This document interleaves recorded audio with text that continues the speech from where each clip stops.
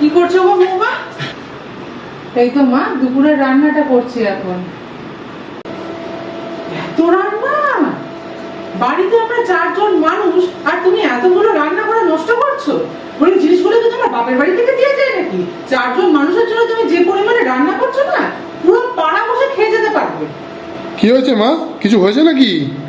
না বাবা, ওই বৌমাকে বলছিলাম সারাদিন বসে বসে খালি রান্না করছে, একটু তো বাপের বাড়ি থেকে ঘুরেও আসতে পারে। কি করছো গো বৌমা? এই যে মা লিপস্টিক গুলো একটু গুছিয়ে রাখছি, সবকটা এদিক ওদিক বলছিল তো, তাই ভাবলাম একটু গুছিয়ে রাখি। এত লিপস্টিক!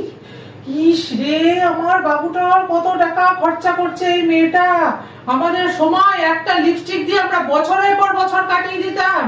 কি হয়েছে গো মা?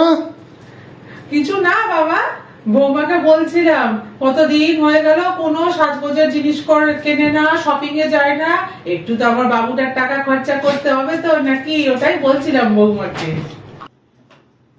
আচ্ছা, এই ব্যাপার। খালি পাল্টি খাওয়া। দাঁড়াও, দেখাচ্ছি মজা। এ কি বৌমা, তুমি এখনো এখানে দাঁড়িয়ে রয়েছো? আর ওইদিকে কত কাজ পড়ে রয়েছে, ওগুলো কে করবে? বলি তোমার বাপের বাড়ি থেকে তো। চুপ, একদম চুপ। এরপরে বেশি কথা বললে না, মুখটা একদম ফেভিকুইক দিয়ে আটকে দেবো। কি হলো গো, এত চিৎকার কিসের? ও কিছু না গো, খুব ঠান্ডা পড়ছে তো, তাই মাকে বললাম কোল্ড ক্রিমটা ইউজ করতে, মায়ের মুখটা ফেটে যাচ্ছে না, ওই জন্য। এ তো আমার মতো দেখছি। কি ভাবলেন ছেলের কাছে খালি আপনিই ভালো সাজবেন? খালি পাল্টি খাওয়া, তাই না? আপনার সঙ্গে থেকে থেকে না আমিও এখন প্রো হয়ে গেছি।